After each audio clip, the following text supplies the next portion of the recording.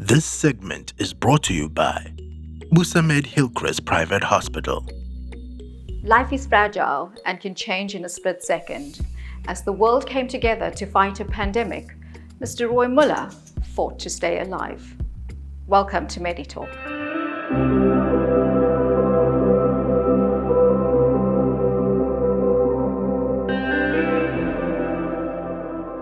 Hi, I'm Roy Muller, and I want to share a very special story about my life. By profession, I'm a forensic auditor. Prior to the surgery, I led a relatively active and healthy lifestyle. I worked out in gym, average 4 to 5 times a week, ride adventure motorcycles. I've traveled across Europe on a motorcycle as well as in South Africa. In terms of Roy as my dad as a person, before the whole operation and going into surgery, he was a very independent man, a very funny character, and always had a great sense of humor. Obviously been very funny. And he loved his adventure motorbike riding, going out on the weekends, and just being out all the time. He hated being confined or someone telling him what to do, essentially. During May, I had life-changing surgery at Hillcrest Private Hospital. Hi, my name is Mark Fourie. I'm one of the intensive care doctors at Busamed Hillcrest Private Hospital. I'm Sanjay Maharaj. I'm a cardiologist that's resident at Busamed Hillcrest. Sister Twinkle Khan. I'm the unit manager here at Busamed Hillcrest Hospital of the ICU and high care departments. Good day, my name is Graham Lawrence and I'm a specialist physician at Hillcrest Private Hospital in Durban. My name is Carla Pillay and I'm a perfusionist here at Busamed Hillcrest Hospital. My name is Hugh Staub. I'm a neurologist. Washington, Dombo. Hi, I'm Jaron Pillay. I'm a cardiothoracic surgeon here at Busamed Hillcrest Hospital. I'm Justin Dreller. I'm a specialist cardiac anaesthetist, and it's funny, it'd be nice to talk about Mr. Miller, and I think the first thing that springs to mind really is how close he came to death on the very first day I met him. During April, I contracted COVID-19, and the symptoms were very mild, and I received treatment from my doctor. And I was able to stay at home, and the symptoms were so mild that I actually continued exercising during this time. After I recovered from COVID, I started noticing that I appeared to have some circulatory issues. I would wake up with my fingers slightly blue, and of course I did have a pre-existing heart condition. So I first met Roy on the 29th of April, at which stage he'd come to casualty for an incidental problem of a discoloured finger. And at the time I first met Roy, he seemed to be well. We unexpectedly found at that stage that he had a heart muscle problem, a condition called a cardiomyopathy. And as we discussed it more, he realized that breathlessness that he had been feeling wasn't indeed just a sign of a possible COVID-related infection, but he had actually developed a problem with his heart. We first met Roy on I think it was the 14th of May, having had a recent surgery for an adhesive bowel obstruction, and we didn't expect too bumpy a course, although we were aware that he had a heart issue, as Dr. Lawrence has alluded to already. So we thought that might be a bit more challenging than usual. But his first day or two in ICU were quite uneventful, and then the wheels started to come off, so to speak. A couple of days later, I got a call from Dr. Mike Fourie, who was quite stressed, quite anxious, and said, look, we're losing this guy. So I went off to ICU and had a look at him. So here was a gentleman who was intubated, ventilated, just had major surgery, was profoundly septic, and was at the end of usual medical therapy.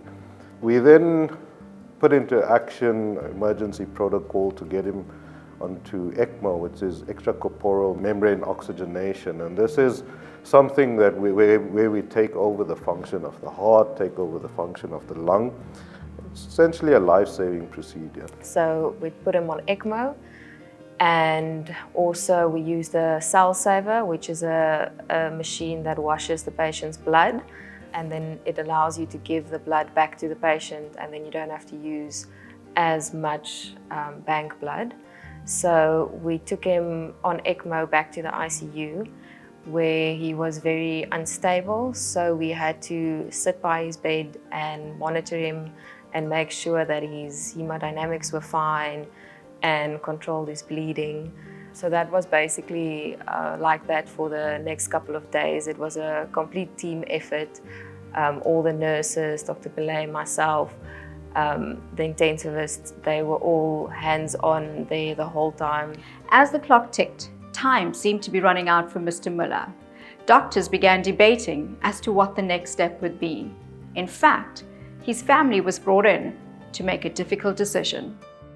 Walking into the ICU, into my dad's ward, and just seeing him there, it was really, yeah, emotions just flew out like crazy, and it's probably the first time I've cried in like a good couple of years. It was, I think, 2 or 3 days later, and we got a call from Dr. Fourie. You know, things aren't looking too good. He was getting a bit unstable, monitoring obviously everything that they could. And they had to do a procedure, which was only the second time they've ever done it at Hillcrest Private, and the guys made it work, and it was a success. And then after that, he had pneumonia due to some complications of when he was going to hospital. So as he was getting through it, the pneumonia hit him, and his bacterial levels spiked, and the doctors once again were telling us, listen, you need to think about like what's the best thing for your dad. Yeah, I never thought I'd have to make a decision, but luckily we didn't. And the doctors came back to us a few hours later and said, no, the treatment that they've got is actually working. I've got 2 grown-up sons, Ross and Dean. And during the time when I was in induced coma, it was very traumatic for them. And they received daily updates and sometimes hourly updates from the doctors.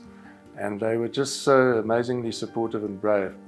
And they managed to look after all my affairs that I couldn't at that time. They spoke to my employer, they spoke to friends and family, and kept everyone up to date as to what was happening in terms of my progress. The first time they came to see me after I woke up, I was unable to speak.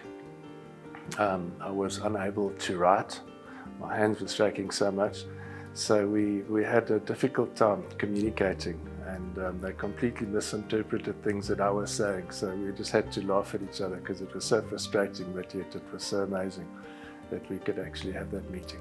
Just thank goodness he was at Hillcrest Private, because the staff there, no matter what time of day we would call, there would be someone there, someone aware of my dad. I mean, everyone saw my dad as part of their family, and that also gave us a lot of peace of mind. And eventually we managed to get him, or the intensivists managed to get him off the ventilator, and to start with eating and swallowing and all the basic needs of life. Shortly after his chest was closed by Dr. Pillay, Roy was referred to us, an occupational therapist working as part of a multidisciplinary team, to start mobilizing and getting going. At the beginning he was extraordinarily weak. There was a few flickers in his muscles, and that was about it. We had a turning point on a Saturday. The physio and I were with him, and he was having a really bad day. I think he thought that he wasn't going to make it. And we were chirping a little bit because you need to make life fun. And he said to me, he said, well, I'll see you again. I said, well, if you stay alive, yes, then I'll come and see you tomorrow. And I don't normally work on a Sunday. And I came in the next day, and he was like a different person. He was feeling better, and he had decided that life was worth living, and he was going to fight for it. And Roy did fight for it. And surprisingly, he did extremely well. And that was largely due to the fact that he was well motivated, and his pre-morbid situation was that he was quite active and physically very active and very ambitious. I've learned through this experience is firstly that life is precious, and one should never give up. Because maybe when you're going through a dire situation, one might be depressed. Very often the painkillers and medication make you think differently to what you would normally. So I would say that one should always push through and be positive and come out the other end. I'm Chloe Gage. I'm a biokineticist, and I've been working with Roy since he's come out of the hospital as an outpatient. And it has been amazing to be a part of this journey that he is on, and to be a part of the solution to get him back on his feet and back training again, which he loves. We focus mostly on the exercise side of things and getting his function back to normal and back to what he was pre-op. The first day when he came through to see me and having some form of exercise back in his life, he was extremely happy and very keen to get going. Maybe a little bit apprehensive as to what I would make him do. He's not very keen on ladies' exercises and things like that. So yeah, I think he was a little bit like, oh, this is going to be different. What is this going to be like? But very excited to, get going again and doing something that was such a big part of his life. Where there seemed to be no hope, Mr. Muller defied all odds. He made a full recovery and is given a chance to make more memories. And you could see that this individual went through trauma of the highest degree, trauma that you can't even fathom what it was. So the trauma he went through mentally, physically he handled it eventually, but mentally that trauma was on a totally different level. I remember one of the first things that happened once we got him off the ECMO and he was responsive again is he picked up a cell phone and immediately knew what the pin was to enter into it. And when that happened, I think we all breathed a collective sigh of relief, and we knew, provided we could get him through the other stages, he was probably going to be okay. So, I think that's the one sort of thing that stands out when I think back about Mr. Muller. I think the most important thing is that we never give up hope. We give our best, and my nurses are selfless and committed, and they love what they do, and that's most important, because you have to have a passion for this profession.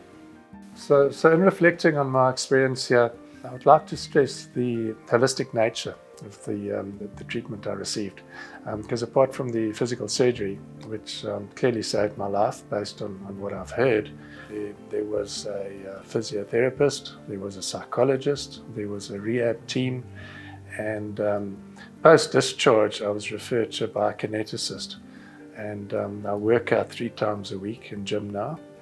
I've gained 14 kilograms since my discharge. I'm riding my motorcycle again. I'm spending positive time with my 2 boys, and beginning to meet friends and other family members again. So life is really nearly back to normal. Thank you for joining us on MediTalk. We hope to see you next week when we speak to more medical experts and bring you touching real-life stories.